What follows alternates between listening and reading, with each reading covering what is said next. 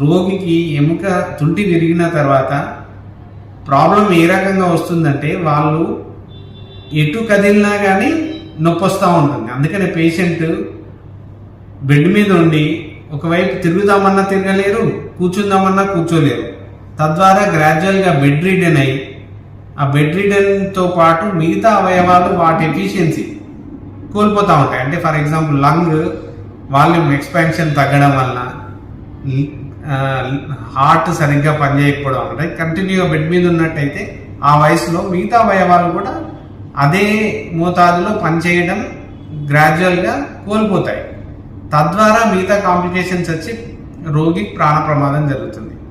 అటువంటి situation avoid చేయడానికి అత్యంత ముఖ్యమైనది ఏంటంటే పేషెంట్ని ఇమ్మీడియట్గా ఆపరేషన్ చేసి కూర్చోబెట్టగలరు. ఫస్ట్ ఇంపార్టెంట్, కూర్చోబెడితే చాలు, చాలా మట్టుకు ఈ అవయవ